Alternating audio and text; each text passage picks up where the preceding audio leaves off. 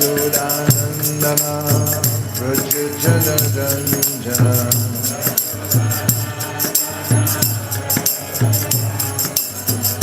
Yashodanandana Prajajanaranja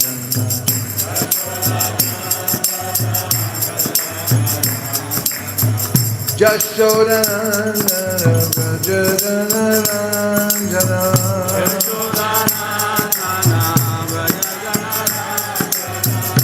Yashodanandana Prajajanaranja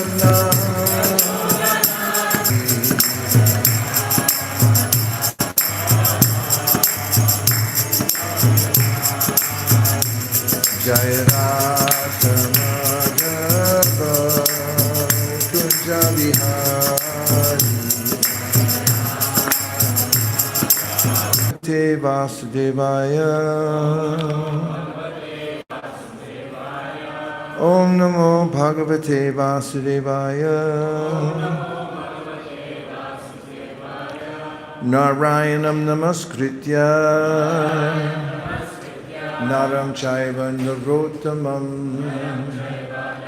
Devim Saraswatim Vyasam Tato Jayam Udiraye.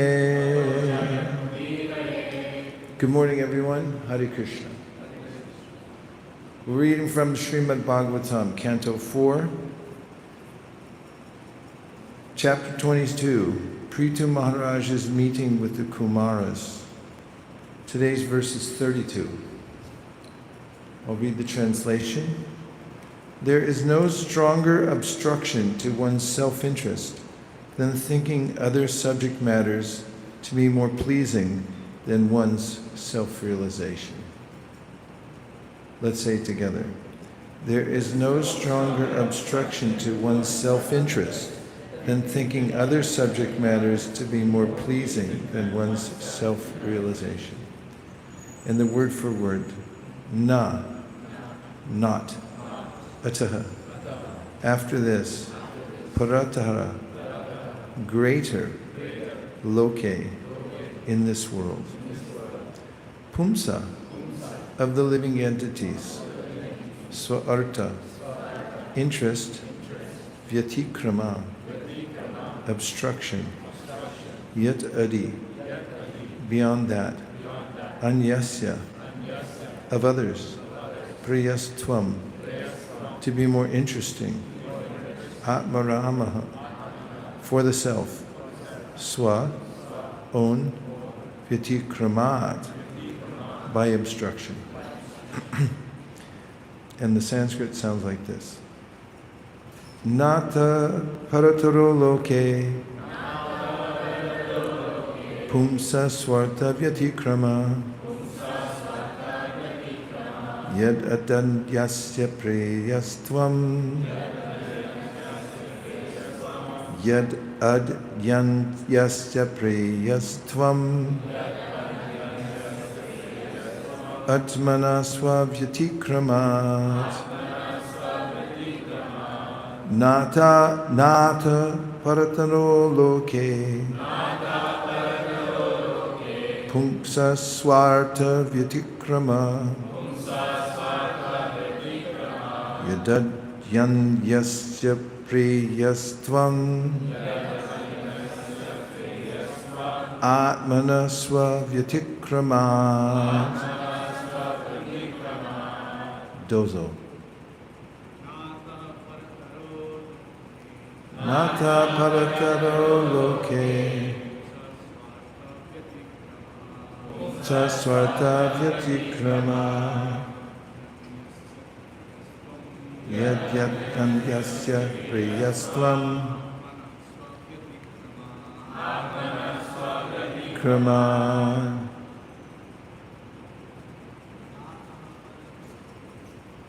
Nata paratamo loke Pumsa swarta vyatikrama Yad adantyasya priyastvam Anasva vyatikrama Mata parataro loke Swarta vyatikrama Yadatam yasya priyastvam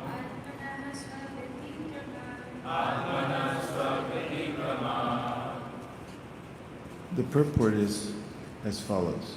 Human life is especially meant for self-realization. Self refers to the super-self and the individual self, the Supreme Personality of Godhead and the living entity. When, however, one becomes more interested in the body and bodily sense gratification, he creates for himself obstructions on the path of self-realization.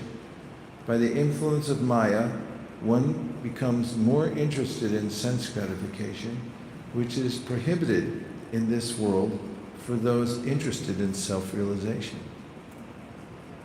Instead of becoming interested in sense gratification, one should divert his activities to satisfy the senses of the Supreme Soul. Anything performed contrary to this principle is certainly against one's self-interest. I first offer my respectful obeisances to His Divine Grace, A.C. Bhaktivedanta Swami Prabhupada, to all the previous acharyas, and to all the assembled devotees. Vancha kalpatarubhascha kripa sindhyadevacha patitanam pavnebhyo vaishnavebhyo namo namaha. It's good to know, by the influence of Maya, one becomes more interested in sense gratification. That's what makes somebody interested in sense gratification is illusion, which is prohibited in this world for those interested in self-realization. So that's helpful, because once you know it's prohibited for those interested in self-realization, then you can make arrangements, organize your life in such a way that you can avoid sense gratification. Of course, the senses must be engaged, therefore we have Bhakti Yoga, which is an engagement of the senses. Sarvopari Vanir Muktam Taprat Vain Nirmalam Rishi Kena Rishi Kesha Sevanam Bhakti Ruchite. This means that we engage the senses, but we have the spirit of this verse, and that is that we're using them all to please Krishna. That is Rishi Kena Rishi Kesha. We understand that Krishna is the master of the senses. As we hear in the Shishopanishad, that the Supreme Lord is the owner and controller of everything in the universe.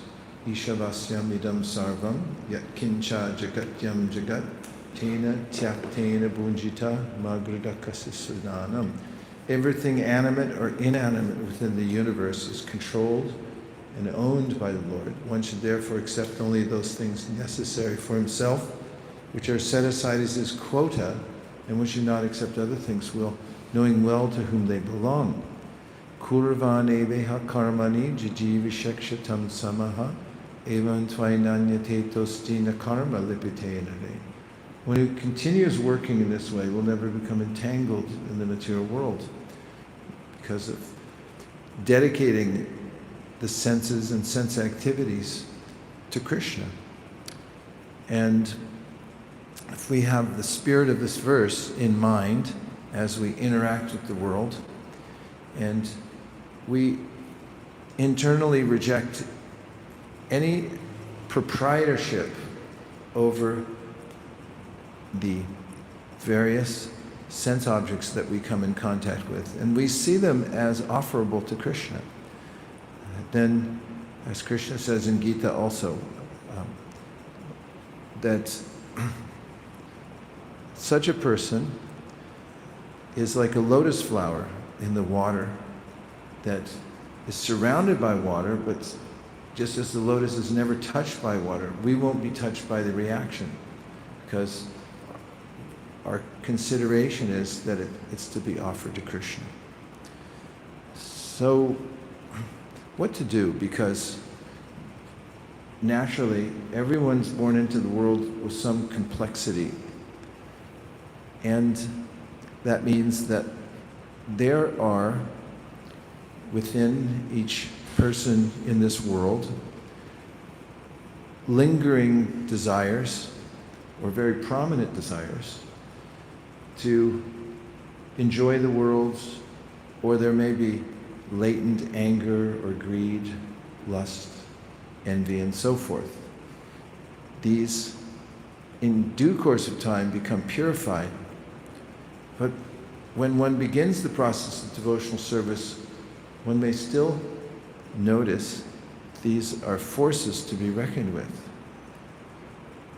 This verse is advising us then not to give up devotional service and direct our attention elsewhere because of the onslaught of these material desires, but rather we should continue, and despite the fact that we may have material desires, we should go on with our practice of devotional service. Do you want more proof of that?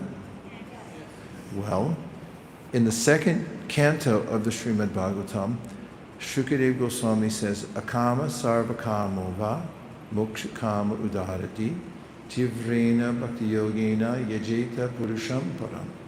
And that is akama. Akama means somebody who doesn't have any desire, material desire, that means. Or sarvakama, what does that mean? What does it mean to have all desires? Every desire you could possibly have, I have it. So, akama sarva kamova. So there's categories. There's some people that don't have any material desires. Some people have all material desires. And then moksha kama means some people, they just want to dump the whole thing and escape. And they want liberation. That's their desire. Moksha kama udaradi. But then he goes on to say, Tivrena bhakti yogena. If you give concentration on bhakti, despite the fact that you have all desires, no desires, want liberation, then it will lead to success. Continuing the thought, why would it lead to success if you have all material desires and you engage in devotional service? Well, we discussed it over the last couple of days in reciting the verse Shrinvatam Swakata Krishna Punya Shravana Kirtana Prityan Taksto Hyabadrani Vidunoti Suritsatam. Does anybody remember a key word from that verse that indicates how Krishna helps the person who goes on hearing despite the fact that he or she has some material desires within the heart? It starts with a V, ends with an I. That's right, Vidunoti refers to Krishna, who's helpful in winnowing out any material desires that we may have as we continue the process of devotional service. And there's even a metaphor that goes with it, because in agriculture, there's a machine called a vidunoti. You can look it up on ChatGPT. And it has cords that are pulled taut, and then cotton is put on top, and then the cords are vibrated at a high rate, and then the impurities in the cotton fall through, and you get fluffy white cotton, which is the product that you can sell. And in a similar way, the vibration of Krishna Katha, Krishna helps to take away any of the unwanted desires within the heart. So one should continue. There's also perhaps even a more compelling statement in the 5th canto of the Srimad Bhagavatam that's repeated in the Chaitanya Charitamrita. Satyam dishati artito nirnam naivartito yad punar artito yata swayam vidate bhajatam anichatam ichapi danam nijapada pallavam. And this verse may give you joy. So if you feel like jumping up and dancing when I tell you this verse, please don't restrain yourself. Feel happy to do that. This means, as Krishna is saying, that if somebody who's on the path of self-realization and bhakti has material desires, and although they've taken up the process of devotional service, they continue to petition Krishna for something material, which may not be in their best interest, is not in their best interest, a la today's verse. Krishna says, okay, I'll give it to them.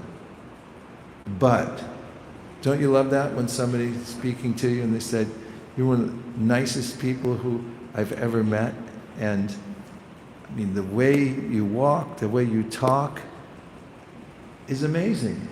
But, then, oh no, it's all erased. So Krishna says, you can ask for all these things, I'll give it to you, but, and here it comes, he said, I'll give it to you in such a way that you won't want it anymore.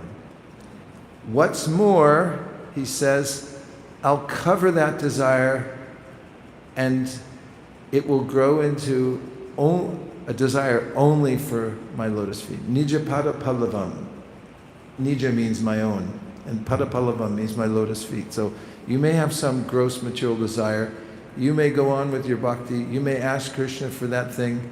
Krishna says, I'll give it to you, but in such a way that you'll feel that it's obnoxious. And then Krishna's lotus feet will be there and you'll take shelter of Krishna. Krishna's very kind. He says other things as well. Yasyaham anagrinnami harishe tadharam sharai. That there's a way in which he says, I'm expert at taking away those things from the devotees who still holding on to something. And that's echoed in the purport to the verse Tattenu kampam susamikshamanam. That's 10:14:8. And in the purport, the rhetorical question is there, that if a devotee is taken to devotional service and is free from all karma, and why should there still be material desires left? Well, Vishwanath Chakravarti Thakur says, that's because there's always some residual effect. And then Krishna is giving some situation in the devotee's life that may seem like karma, but it's not. It's a custom-designed situation just for that person, because Krishna knows exactly what that last vestige of desire to hold on to the material world, to cherish something here in the material world is. And he's expert at dissolving that by putting one in a particular situation where then one just fully takes shelter of Krishna. Isn't that nice? Now, the verse itself says, there is no stronger obstruction to one's self-interest than thinking other subject matters to be more pleasing than one's self-realization. I just try to expand the conversation by mentioning the efficacy as presented in the Srimad Bhagavatam of going on worshiping Krishna and remembering him, because there are examples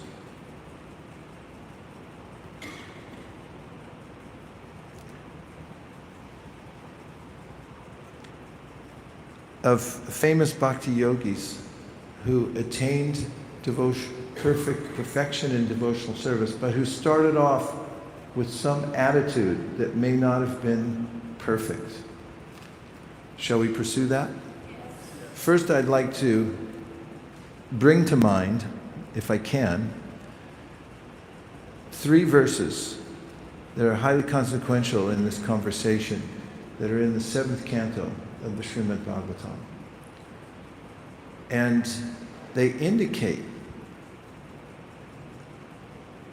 a very interesting aspect of bhakti, which is it's based on absorption. Vish means to enter into something, like Vishnu. Vishnu means he who's entered into everything.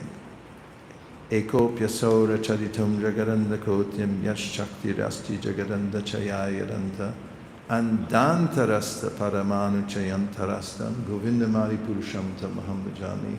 Brahma says, oh, my Lord Govinda, you've entered into everything. You're even within the atom, in the heart of everyone. Avesha then means to be absorbed in something, to enter within it. And Shukadev Goswami is pointing out the perfection that devotees achieve by various attitudes which may seem to be contrary to self-realization. Shall I tell you what they are? Lust. One may say, oh, we want nothing to do with lust. How could lust help me on the path of devotional service? How about hatred? Do you know any haters? Haters are going to hate. That's what they do. But if they hate Krishna, they're in luck. Because that's a kind of avesha, which means they've entered so deeply out of their emotion that, who do you hate? Who do you hate most? It's like one of those cheers they have at a baseball game. Krishna, the demons are, who do you hate? Krishna. Who do you hate? Krishna. They're chanting Hare Krishna. They're hating Krishna. So if you're going to hate Krishna. The verse begins with mentioning 4 categories of emotion that are all encompassing. And you tell me if you've ever experienced any of these. So it's kama, dvesha, bhaya, snehat. So these first 4, so bhaya, fear. Anybody ever been afraid? Dvesha means averse to something or to hate something or somebody. You can admit it. Just don't send an email about it. What did I say? Kama, dvesha, bhaya. Kama, lust. Yes. Dvesha, bhaya, sneha. Sneha means affection. Anybody ever have an affection for anything or anyone? Yeah, it's the human condition. So how's the verse go? Kama, dvesha, bhaya, sneha, yata bhakteshvare maraha. So Narada is speaking this verse, and he says, okay, there's the haters, there's the people who are full of lust, there's people full of fear, and some have affection, and then there's, how's the second line start? Yata bhakteshvare manaha. And there's the bhaktas. Avesha tad gatam hitva bhavasta to bhavas tad gatim gata. Gatim gata means to attain the supreme destination. So he's listing these people who have attained the supreme destination. How? By lust. Kama, dvesha, by anger. Bhaya, by fear. By sneha, by affection. Then general devotees by the practice of devotional service. They have become somehow or other absorbed. Then he starts naming names.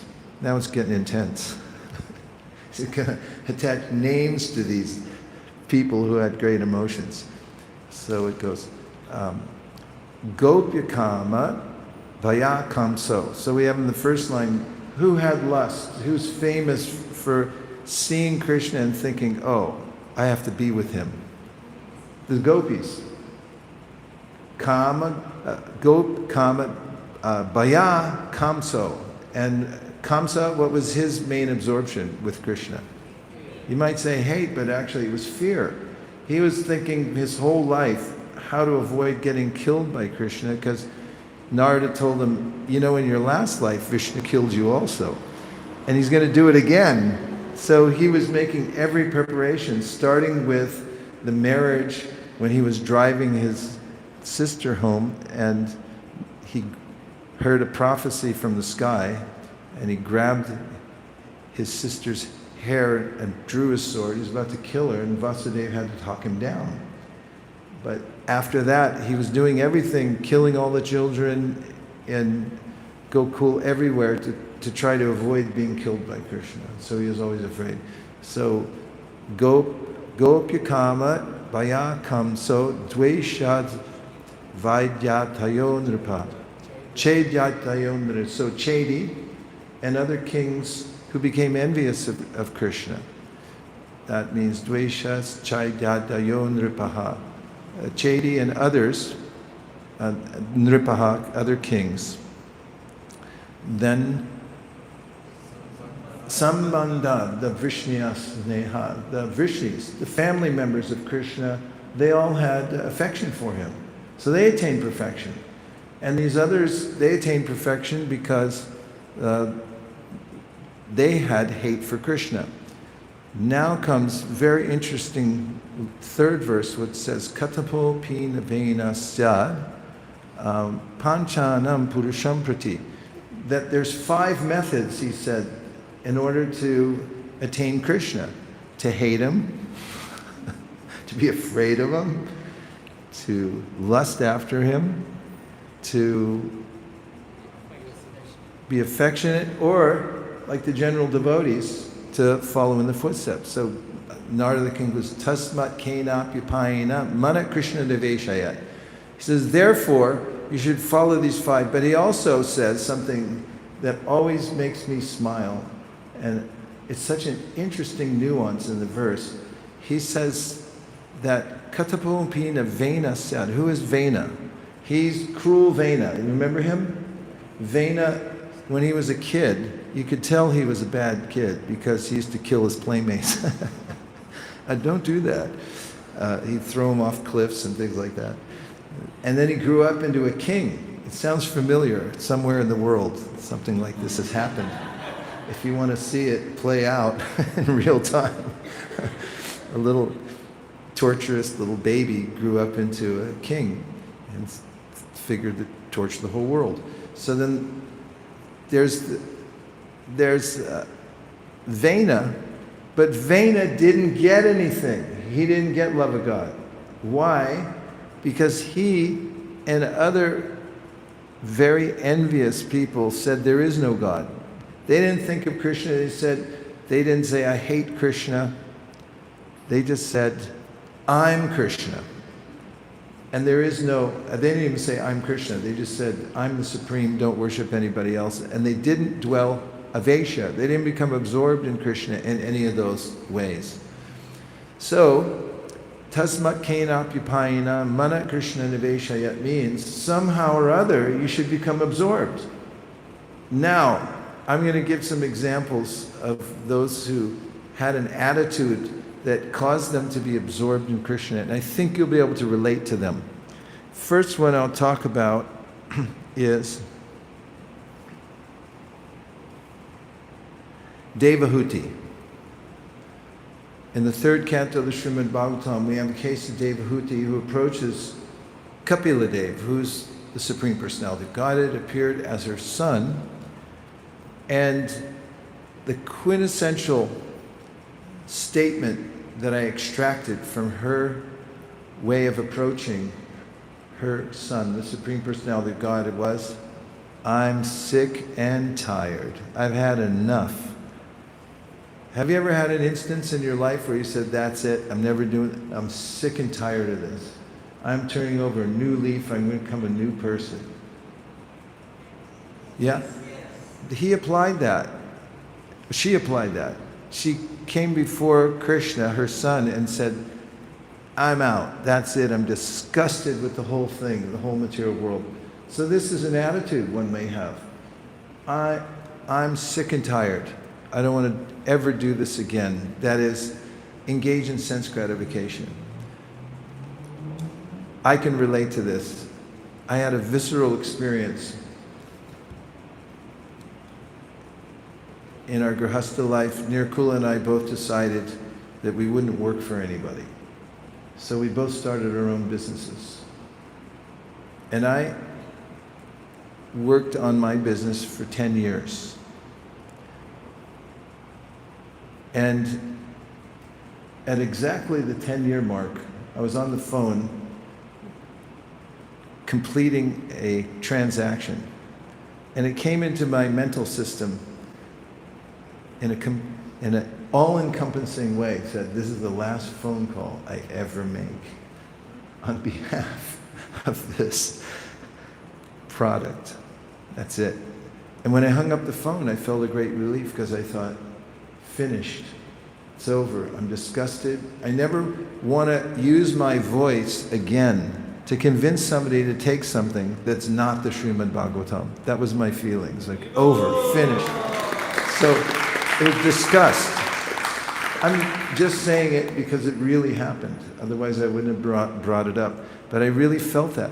So we can become fully and wholly disgusted with the idea of interaction with the material world in a way that is not fully dependent on Krishna.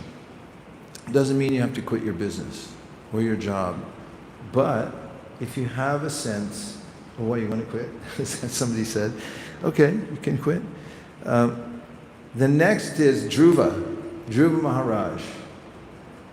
Dhruva Maharaj's attitude, which was all-consuming, was, I'll show them. Have you ever had that? My mother used to say, never underestimate the power of I'll show them. You can see it in famous athletes. Sometimes, like, they get cut from the high school team and they go, that's it.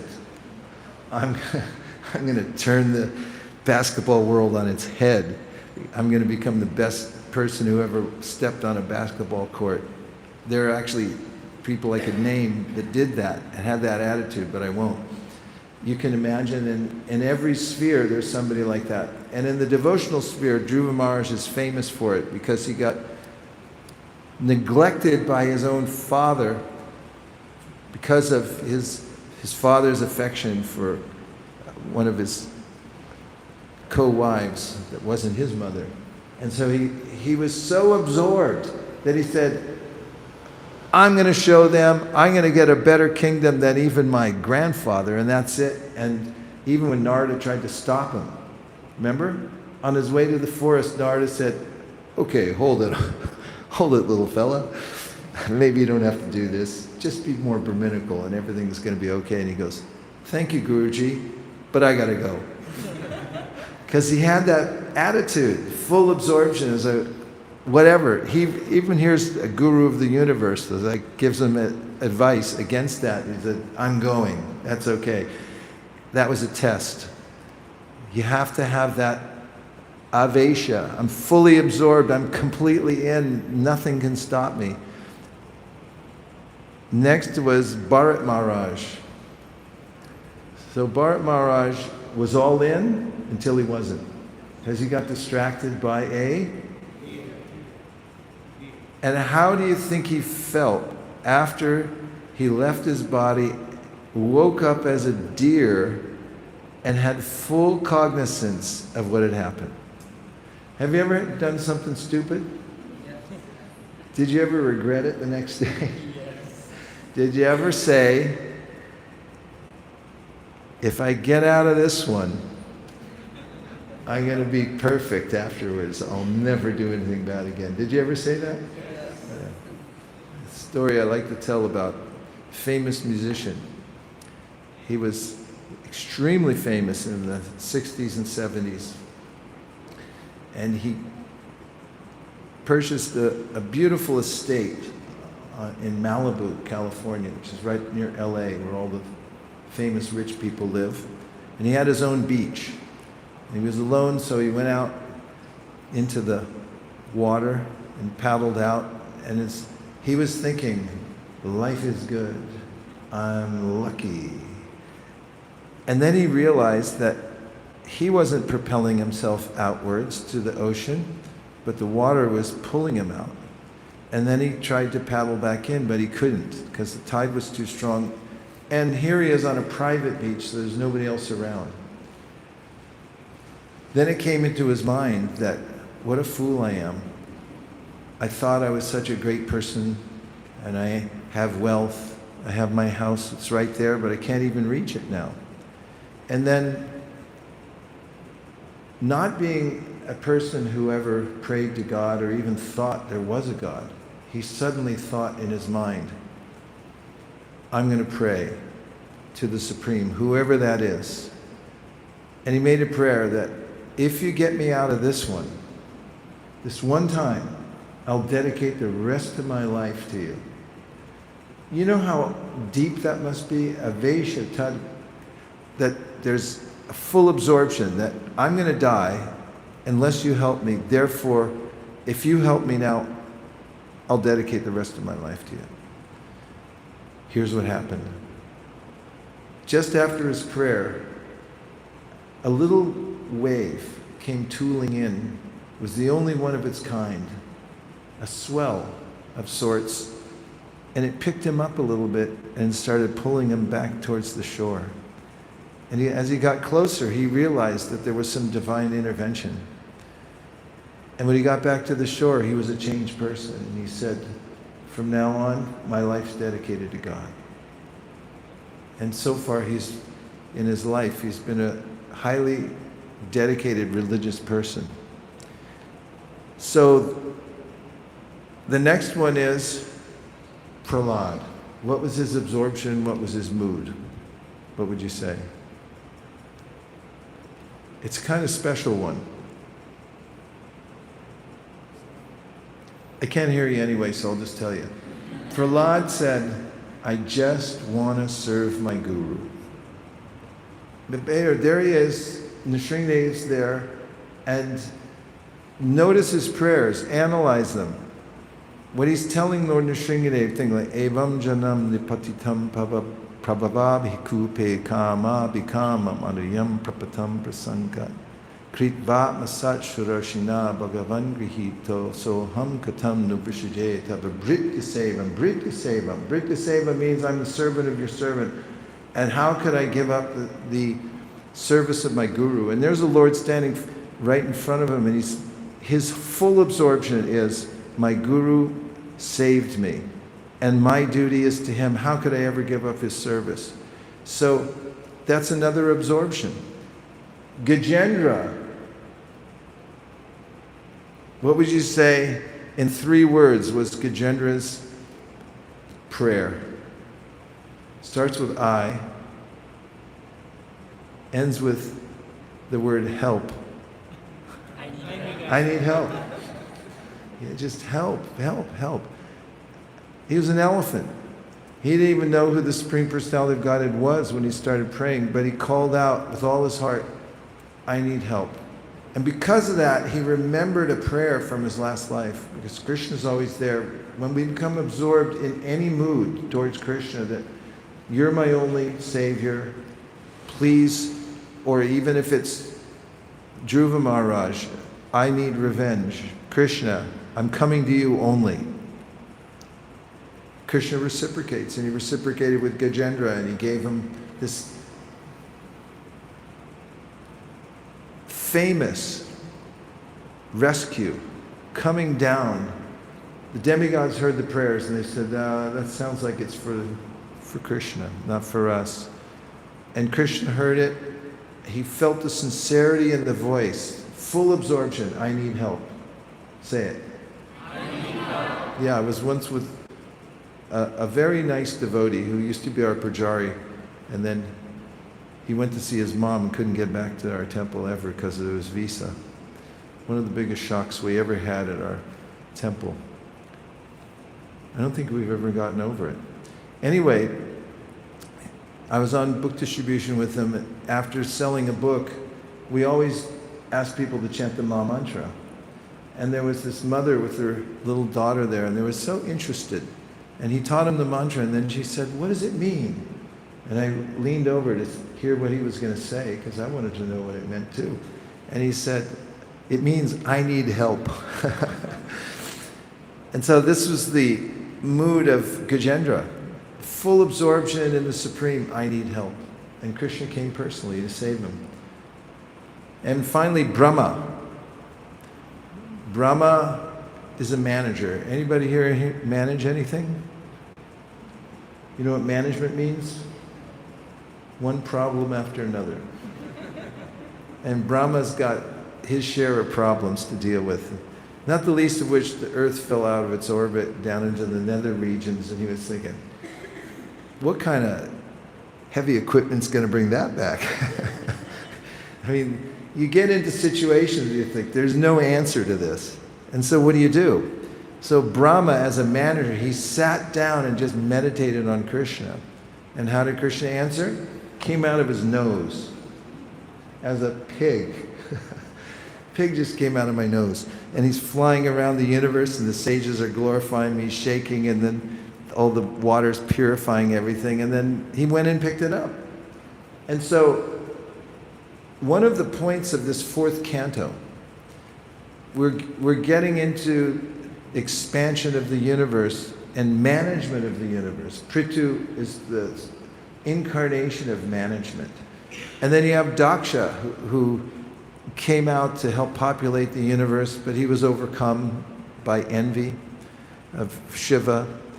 And all these great personalities are now interacting with the world. And the Prachetas, the message here is stay on message, stay on track. Just as the verse says today, that there's no stronger obstruction to one's self-interest than thinking other subject matters to be more pleasing than one's own self-realization. Whatever situation you're in, whatever complexity you're in, stay on point. You can use that situation and the complexity to become more deeply absorbed in thinking of Krishna in whatever attitude that might be. Those are a few preliminary remarks, and now I will take reflections or questions. Ready? Go.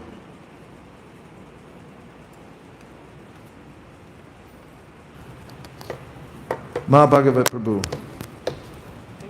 So one of the first things that you said in the class was Sarvopadi Vinirmuktam, and I was just reminded about how Lord Sri Krishna himself lets go of his supreme upadhi to become the servant of his devotee, when speaking the Bhagavad Gita, for example. And then I was reflecting on, even inside devotional service, there's actually so many upadhis assigned. You know, I'm a book distributor, I'm a Sankirtan leader, I'm a whatever it might be, pujari, etc. And I wanted to ask you how I could get out of that consciousness. Well, there's a little test you can run to see. In the Sri Bhakti Siddhanta Vaibhav by Bhakti Vikas Maharaj, which is a detailed history of Srila Bhakti Siddhanta Saraswati Thakur's life and teachings, he gives an anecdote which is helpful, especially in this context, that within the Gaudiya Math, there was a younger brahmachari, or maybe he was a sannyasi, I can't remember, but he was in a renounced order, and he was managing a center for the Gaudiya Math, and it became successful. And some other godbrothers became perhaps annoyed with him or even envious that he was getting so much success, and they'd say, well, that's because this happens sometimes. Somebody's successful and they just said, well, of course. Even Prabhupada's godbrothers criticized him and said, well, no wonder, he was in business before, whatever things people come up with to disparage somebody's empowerment in devotional service. So that was going on. And several of the members of the Gaudiya Math came together to complain to Srila Bhaktisiddhanta about this youngish person who was getting a lot of success. And so they had a little Ishtagoshti, and Srila Bhaktisiddhanta Saraswati Thakur called this person, the devotee, into the assembly, and he said, I heard you're getting good success here. He said, yes. He said, I'm reassigning you to another place. And it was some Timbuktu kind of place. And the devotee said, thank you, Guru Maharaj. Should I leave right away? And then Srila Bhaktisiddhanta said, no, you can stay. And he showed that as a test before all those who were criticizing him, because the main criticism, which I failed to mention, was that he's just attached. He's attached to the success, he's attached to this whole idea that he's in charge of this place. And when Srila Bhaktisiddhanta revealed that he was ready to go at any time, then he told him to stay. So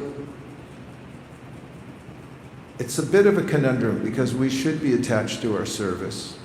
It's not that we should just easily give up anything, especially just because somebody criticizes us, because the higher you climb, the harder the wind blows. The more success you get, the more people find reasons to criticize what you're doing and overlook the good stuff and just say all the bad things. So we can't be whimsical and just say, I'm giving things up. But we should test ourselves internally and see, be introspective and see, am I attached? Karandar gave another anecdote. Karandar was a self-starting, very capable young person, and Prabhupada recognized him as a leader. He became one of the first GBCs. It was in Los Angeles. You can see it on the memories of Srila Prabhupada. And he became kind of a celebrated personality because he had management power, and he was a good-looking, still is, personality. And then he tells in the memories that he went traveling to some other ISKCON centers, and he felt uneasy. And then it dawned on him that he felt uneasy because he wasn't the center. In his own realm, where everyone knew who he was and was glorifying him, and he had power there, and he went somewhere else, and he was a Johnny-come-lately kind of person. And there wasn't that. He said he felt uneasy, and then he realized why. And then he said, oh, this isn't good. I have to remove that anartha from my heart, because that's not why I'm managing, that's not why I'm doing my service. So we should remain vigilant. One of the statesmen who helped to found the Constitution of America said that the price of freedom is vigilance, constant vigilance. And the freedom from false ego requires constant vigilance also. We always have to notice if we're being consumed or it's usurping our devotional sentiment for the sake of power or any other kind of false ego complexities. Okay? Anyone else? Yes.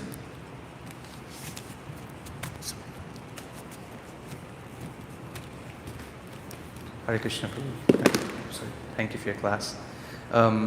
This is something different, but you mentioned a verse in the beginning of the lecture, Akama Sarvakamo Mokshakamo Dharati, and you defined Mokshakama as dumping everything and escaping, right? And that kind of consciousness may also, I mean, when we look at it like in terms of the idea of going back to Godhead, right? For many of us, it's just dumping everything and escaping, right? And the idea is that as followers of the Sampradaya, we don't want to attain moksha or liberation. It's something about that. So how do we remove that consciousness that, that we got to dump everything and leave? Because, especially when we speak to others outside, they don't want to do that, because life is good. And in our case as well, moksha is not our goal. Then is this mentality fine or not fine? Yeah, thank you very much. That's a frequently asked question. It's not an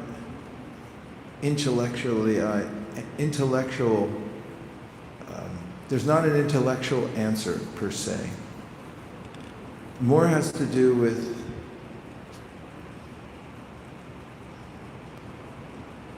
the fact that devotional service is very personal and unique. We're persons. We have a unique personal relationship with Krishna.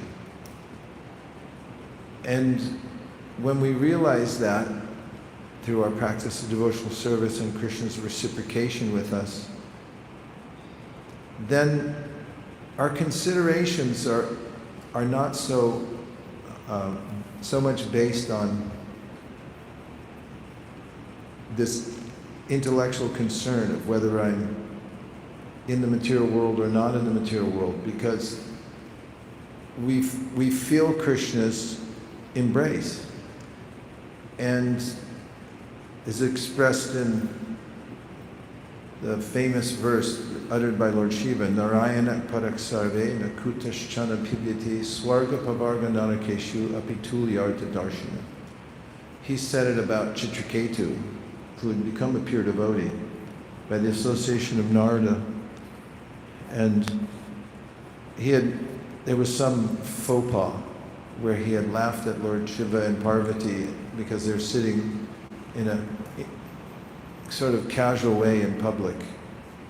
And then Parvati became angry that he laughed at them. And he cursed Chitraketu. And Lord Shiva said, well, he's a pure devotee, he doesn't care if you curse him or not. And he uttered this verse, which says that the devotee doesn't consider exactly where he or she is. It's tulya, it's equal, whatever place, because there's a relationship with Krishna everywhere. And in the material world, the relationship can be very sweet because the contrast. And the work to be done here, there's a lot of service here. So devotees may feel closer to Krishna in the service they're doing here, helping to bring souls closer to Krishna. And some are called to service in the spiritual world in a different way. But for the devotees, the verse says it's equal, apitulyarta darshana. So if I make a distinction in my mind, it's mostly in my mind, because once it comes to our heart's connection with Krishna, then wherever we are, we're satisfied. The idea of going somewhere else, going back to Godhead, of course there is the descriptions that some way send you one of those Vaikuntha Ubers, like, hop in, we're going back. That is there. But it's all up to Krishna at what time. You look at Dhruva Maharaj, when Krishna fulfilled his desire, Dhruva didn't want it anymore. He said, I don't want that. And then Krishna said, no, you stay in the material world anyway and take this planet, but I'll give you a planet that's already in the spiritual world, in the material world. So my point is, individual, unique relationship, Krishna knows exactly how to reciprocate with everybody, and maybe you don't go back to Godhead, but you do go back to Godhead, but you still stay in the material world, as in the case of Dhruva Maharaj. It's not stereotyped, like binary, you're either here or you're there. When you're with Krishna, you're always with Krishna, and there's no other thing except for that loving embrace, and you try, and as described in the Chaitanya Charitamrita, it's a competition. The devotee's trying to serve Krishna more, and Krishna's trying to serve the devotee more, and that's going on eternally. So it's a slightly amorphous answer, because it's not black and white as far as here, there. But in the discussion, Prabhupada says, the desire to go back to Godhead is not a material desire, and it's not the same as the moksha that the devotees hate. The moksha the devotees hate is the idea is that I'll merge either into the personality of the super soul, which is the worst, or into the Brahmajyoti, and give up my absorption in Krishna and become absorbed by Krishna instead. Thank you for the question, it's important. We still have 4 minutes. Okay, 1, 2. Hare Krishna Maharaj. So when you were talking about like Gajendра's intention being, I need your help, and Dhruva Maharaj wanting to like prove himself, I was just thinking that sometimes when we're like praying, we experience, or like I've experienced that sometimes the prayer itself ends up being like a material desire, and then the intention is like not the best. So how can we like dovetail that and then make sure that we train ourselves to improve our intention behind the prayer? Well, Gajendra did that. When you read Gajendra's prayers, you'll notice that he puts a caveat. As he's praying to the Lord for help, he said, I know that pure devotees don't do this. They don't ask for help. But I do have a crocodile on my leg right now. So what else am I going to say? And in that context, we have some very helpful instructions given by our acharyas. One of which is that, and you'll find it in the commentary of the Bhakti Rasamrita Sindhu from both Jiva Goswami and Vishwanath Chakravarti Thakur. And that is that it's reasonable that if you're in the material world, there's going to be complexities, including dangerous situations, for example. And since your life is dedicated to Krishna, and since you need your body to perform your sadhana bhakti, if you call out to Krishna for help, the acharyas say this is not outside the realm of pure devotional service, and Gajendra's wasn't either, because it came spontaneously from a sense of I need help. It's not calculated that you're trying to take advantage of Krishna. It comes in a situation that's very difficult, and therefore to continue your service. Like sometimes devotees have an illness or something, say, Krishna, please help me to get better so I can serve you. Or please save me from, an anvil falling on my head so that I can go on Sankirtan, or whatever it might be. That's not outside the realm of pure devotional service, because your life is dedicated to Krishna. So if you're cognizant of why you're praying to Krishna and don't become self-absorbed and just ask for something for your own sake, and be aware that you're asking because it's going to help you increase your devotional service. That very awareness will purify the prayer. Okay? All right. Last one. Hare Krishna, it's an online question. Okay. What should be done when in the pursuit of achieving goals, the management decides to go against their words? That happens. It happens in the 5th canto of the Srimad Bhagavatam. You have Priyavrata. Priyavrata is all set up. You can see the picture in the 5th canto. Narada Muni, perfect guru. He had a little cave he was in. He was ready to just settle into bhajan. I'm talking to the camera, I guess. And then the GBC came and said, we need you as a temple president somewhere. And he was like, no. And they said, no, yeah, you're doing this. And they gave him all kinds of assurances. And Prabhupada writes there that sometimes these so-called obstacles come from Krishna himself, because he wants us to interact in the world in such a way that we become fully mature in Krishna consciousness. You may look at an instance of that. It's not necessarily an obstacle, but it's with Sudama. Sudama, on the behest of his wife, went to meet Krishna. And there was some tacit idea there that maybe Krishna would give you something. But Sudama was like, I don't want to do that, but okay, I'll go. So he went, and the whole beautiful pastime unfolds. He's going home and he's thinking, he didn't give me anything. But then he got home and realized Krishna gave him everything. Extreme wealth, better than Indra's. And there it is, in a little verse near the end of the pastime, in which it's explained that Krishna knew he was attached to renunciation. So he gave him everything and said, no, take it, and then show how to be renounced while you have everything. So if you're doing something that's your heartfelt desire for serving Krishna, the management change his course. And obviously there's more details and we'd have to hear the specific circumstances because we don't want to root for the whimsical individual who just breaks off and does his own thing. And we also don't want to wholeheartedly just root for the management who could be tyrannical at some point. We've had such incidences. But we should consider Krishna's hand in it.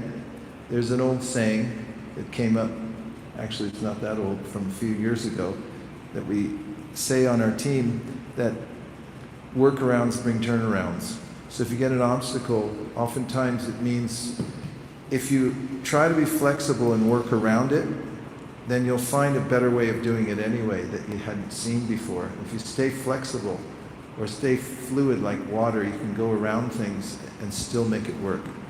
And in Prabhupada's time, last thing I'll say, there were such incidences and they're on record. Where people wrote to Prabhupada and said, you know, I'm doing this, but management's oppressive, I can't do it here. And Prabhupada just encouraged devotees, not whimsically, but to get realigned somewhere else where they could do it. And then he said, if you can't do it anywhere, you can come live with me and travel with me. But his mood was, try to find a place so that you can execute your duty and your service and so forth. In any case, my heart goes out to you. Because I know the situations when you have a burning desire to do something specific and then it's maybe at odds with the management, it can create consternation. But you have to be nuanced and pray to Krishna and look for a workaround. If that doesn't work, give me a call. Maybe we could do business. Dear Srila Prabhupada, dear Shri Chaitanya Mahaprabhu, Shri Shri Panchatattva, Shri Shri Gauranitai, Shri Shri Radhakir Chor Gopinath, Shri Shri Jagannath Baladev Subhadra. If you so desire, please let us always remain absorbed in thinking of your lotus feet. In whatever circumstance in life we have, whatever emotion happens to prevail in our minds, please let it be to keep us absorbed in our service to you. Thank you for considering our request. Om Tat Sat. Everyone agrees with this prayer in whole or in part. Please say Hare Krishna. Hare Krishna. Vancha kalpadurvascha kripasinabhe eva cha patitanam bhavanebhyo vaishnavebhyo namo namaha nantakoti vaishnavibhiki jaya.